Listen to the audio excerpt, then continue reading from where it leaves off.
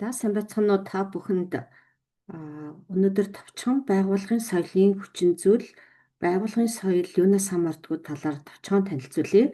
Тэгэхээр энэ дээр spider chart буюу яг энэ аалзны шүлс шиг ийм график харагдаж байгаа. За энүүгээр болохоор байгууллагын соёл бол ганцхан сэтгэл ханамжтай ажилтныг хэлтгүү. За энэ нь болохоор гадаад дотоод хүчин зүйлүүдээс хамаардаг.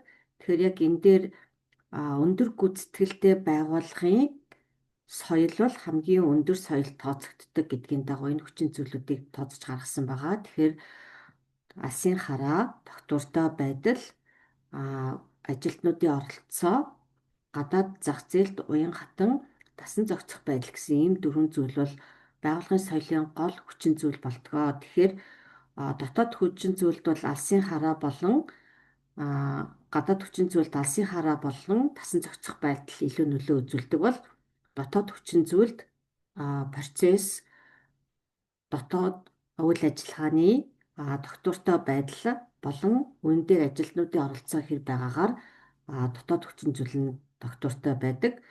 Харин илүү үр дүнтэй ашигтай ажиллах байдлыг бол алсын хараа энийг чиглэсэн үйл ажиллагааны тогтвортой байдлаар энэ баруун талын хоёр нь тодорхойлдог байгаа.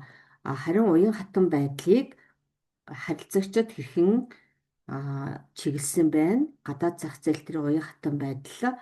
За энэ дээр ажилтнуудын санаачлалтаа оролцоотой байдлыг харуулжээд энэний үндсэн дээр байгууллага шин санаа санаачлага харилцагчийн сэтгэл ханамжийг тодорхойлдог байгаа. За тэгэхээр яг энэ дээр хийсэн судалгааг нь илүү товчхон бас харуулад ивчээ тий.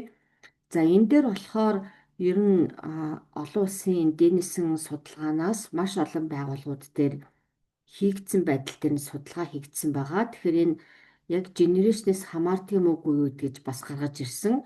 Гэхдээ ямар нэгэн байдлаар генерашны бас ажилтнуудын engagement бас хамаардаг нь харагдсан. Тэгэхээр энэ миллениалуудын ажилтнуудын оролцоотой байдал нь миллениал биш үеийнхнээс бага байдаг гэдэг энэ график дээр гарсан байсан. Тэгэхээр бид нар ямар үеийнхнийг ажилуулж байгаасаа болоод бас ялгаатай байдаг. Тэгэхээр энэгээр юу хэлэх гээд байгаа юм гэхээр байгууллагад олон янзын үеийнхэн хамтран ажиллах тусмаа илүү ажилтны engagement-ийг өндөр байлгах боломжтой юм аа.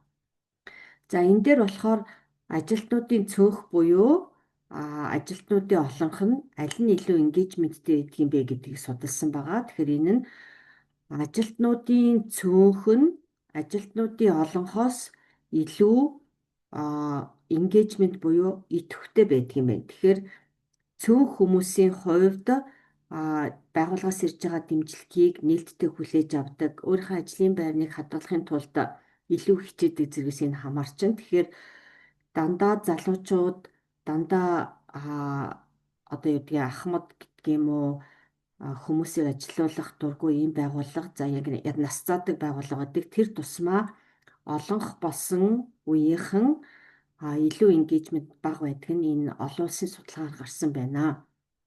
Тэгэхээр багт илүү олон төрлийн олон үеийнхэн байх тусам илүү мэтгэлцээнтэй шийдвэр гарч илүү тэр шийдвэр нь илүү байгууллагыг амжилтанд хүргэх боломж нь өндөр байдаг байх нэ. За тэгэхээр яг энэ бас ингээ хүн ам зуун дата гэж бид нар ярьдаг. Тэгэхээр ажилтнуудын нас, яг ажилтнууд ямар төвшөнд ажилтдаг вэ?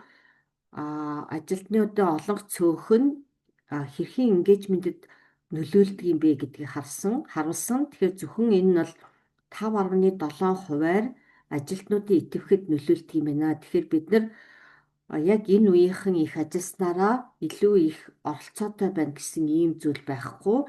Энэ нь судалгаагаар ердөө 5% л нөлөөлөх боломжтой гэж харагдаж байна.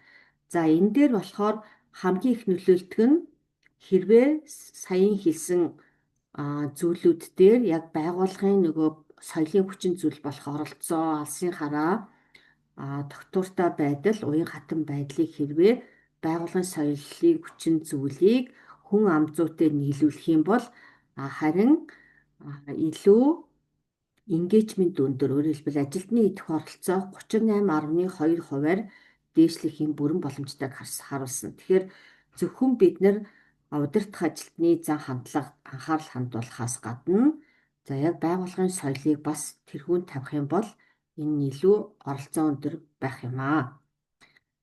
За ийм товчхон зүйлүүдийг та бүхэн танилцууллаа. Тэгэхээр анхаарал тавьсанд баярлалаа.